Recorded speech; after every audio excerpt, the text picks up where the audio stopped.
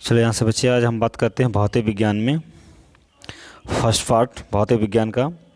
देखो यहाँ हमारा क्या है, द्रव्य। देखो द्रव्य होता क्या है, क्या है, विज्ञान तथा विज्ञान वह शाखा है जिसके अंतर्गत हम द्रव्य क्या कहते हैं, जिसके अंतर्गत द्रव्य और ऊर्जा अर्थात एनर्जी पारस्परिक जो होता है आंतरिक क्रियाओं का अध्ययन किया जाता है, उसे हम क्या कहते हैं, भौतिकी कहते हैं। जैसे अगर हम बात करें कोई अगर हम किसका अध्ययन करते हैं जिसके अंतर्गत द्रव्य और एनर्जी अर्थात ऊर्जा इसकी आंतरिक क्रियाओं का अध्ययन करें, वही हमारी क्या कहलाती है, भौतिकी कहलाती है। अगर यहाँ से हम बात करें कि भौतिकी विज्ञान क्या होती है, तो भौतिक विज्ञान जो होता है हमारा दो अवधारणाओं से क्या होती है, अवधारणाएं होती है जिनमें एक होता है क्या, द्रव्य, और दूसरी हमारी क्या होती है, ऊर्जा होती है। आइंस्टीन ने हमारा क्या दिया था, द्रव्यमान ऊर्जा का समीकरण दिया, E बराबर mc²। फिर अगर हम द्रव्यमान ऊर्जा की बात करें तो द्रव्यमान ऊर्जा में जो हमारा C होता है, ये क्या होता है, C जो संकेत करता है वो प्रकाश क्या होता है, निर्वात में प्रकाश की चाल क्या करता है, वो निर्वात में प्रकाश की चाल को क्या करता है, प्रकाश की चाल को दर्शाता है। जैसे यहाँ से देखें तो द्रव्यमान ऊर्जा समीकरण में C का जो संकेत होता है निर्वात में, वो क्या होता है, प्रकाश की चाल होती है जो 3 × 10⁸ मीटर प्रति सेकेंड से होती है। आइंस्टीन के द्वारा ऊर्जा समीकरण का जो अपेक्षितता अथवा सापेक्षता का जो सिद्धांत के नाम से इसे हम जानते हैं। आइंस्टीन का जो द्रव्यमान ऊर्जा होता है इसे अपेक्षितता, ठीक, या हम इसे सापेक्षता के सिद्धांत के नाम से इसे हम जानते हैं। फिर सामान्यता हम कह सकते हैं कि सामान्यता द्रव्य जो होता है 3 अवधारणाएं होती हैं या 3 अवस्थाएं होती हैं, क्या, ठोस, द्रव और क्या होती है, गैस मानी जाती है। चलो फिर हम देखते हैं। फिर देखो वैज्ञानिकों ने क्या किया, वैज्ञानिकों ने द्रव्य की चौथी एक अवस्था के रूप में प्लाज्मा को भी स्वीकार किया है। अगर हम बात करें तो द्रव्य की हम केवल कितनी अवस्थाएं मानते थे, 3, ठोस, द्रव और गैस, लेकिन वैज्ञानिकों ने इसकी एक चौथी अवस्था को के रूप में माना, किसी, प्लाज्मा को। देखो प्लाज्मा क्या है, द्रव्य वह अवस्था होती है जो जिसमें पदार्थ के परमाणु जो होते हैं उच्चतम ताप पर क्या होते हैं, आयनित अवस्था में होते हैं। कह रहे किसी वस्तु की जो कठोरता होती है, कठोरता को हम क्या कहते हैं, मोल, पैमाने पर क्या कहते हैं, मापते हैं, जिसे हम कहते हैं मोल। फिर कहें नमक वह क्रिस्टलीय ठोस है, नमक वह क्रिस्टलीय ठोस है जिनकी ज्यामितीय आकृति जो होती है वो क्या होती है, घनाभकार अर्थात क्यूबिक होती है। फिर हम कहें कांच, ग्लास का जो होता है अक्रिस्टलीय प्रकार का, ये क्या है, एक ठोस है। फिर अगर हम बात करें सर्वाधिक जो आघातवर्धनीय होता है वो क्या होता है, सोना होता है। चलो फिर हम चलते हैं नेक्स्ट।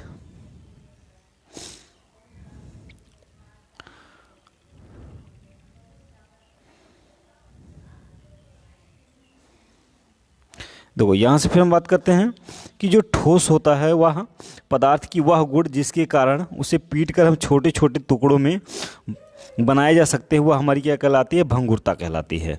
अगर किसी ठोस पदार्थ को हम क्या करें, उनके गुण के कारण उन्हें पीट कर हम क्या करें, उन्हें छोटे छोटे टुकड़ों में हम विभाजित कर दें, तो वह हमारी क्या कहलाती है, भंगुरता कहलाती है। फिर क्या देखें, भंगुर ठोस पदार्थों का उदाहरण क्या होता है, टंगस्टन होता है और क्वार्टज होता है, जो ये हमारा भंगुर का उदाहरण होता है। सर्वाधिक जो भंगुर होता है वो ठोस क्या होता है, टंगस्टन होता है। चलो फिर हम नेक्स्ट देखते हैं आगे। फिर हम देखते हैं मापक। देखो मापन जो होता है, मापन की मूल जो मात्रकों की संख्या होती है वो कितनी होती है, 7 होती है। यहाँ से देखिए हम,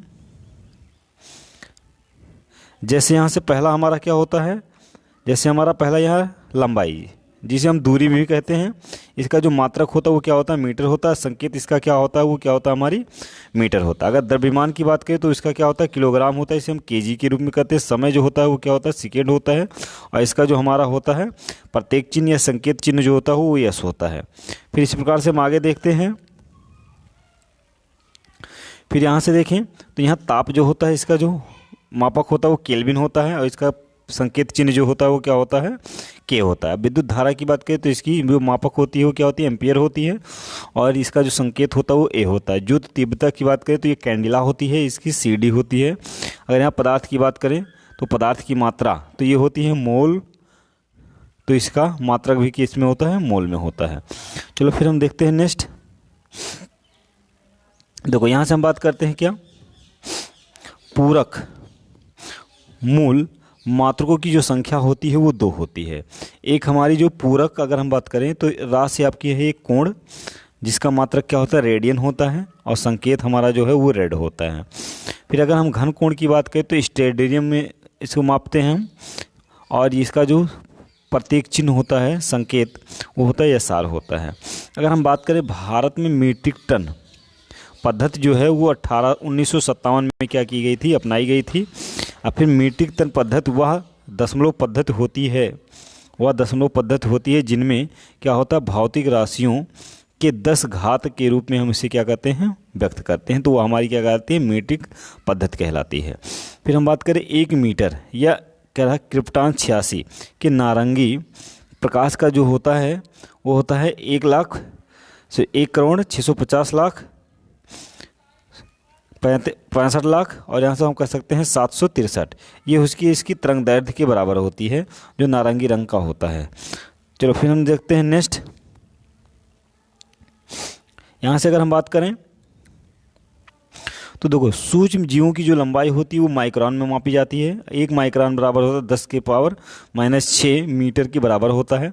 अति सूक्ष्म जीवों की जो आपकी होती है, जीवों को वो एंगस्ट्रॉन में मापा जाता है।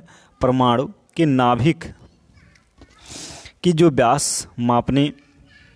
परमाणु के नाभिक का व्यास मापने के लिए हम फर्मी या फेमटो का क्या करते हैं, प्रयोग करते हैं। 1 फर्मी बराबर क्या होता है, 10⁻⁻15 मीटर के तुल्य होता है।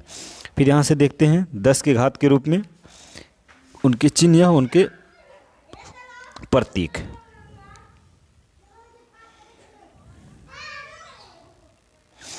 देखो जैसे यहाँ से हम देखते हैं पहला नाम 10 के घात के रूप में उनका प्रतीक, जैसे हमारा होता है डेसी को हम 10⁻⁻1 लिख सकते हैं, और इसका जो प्रतीक होता है डी होता है। अगर हम सेंटी की बात करें तो सेंटी 10⁻2 होता है, इसकी हम बात करें सी होता है।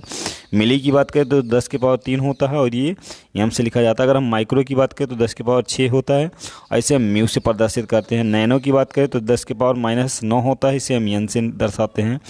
और फिर फेमटो की बात करें तो फेमटो की वैल्यू क्या होती है, 10⁻−15, और इसकी हम जो प्रतीक चिन्ह कहते हैं वो क्या होता है, एफ होता है। अगर हम किलो की बात करें तो 10 के पावर कितनी होती है, किलो की अगर हम बात करें तो 10 के पावर कितनी होती है, 3 होती है।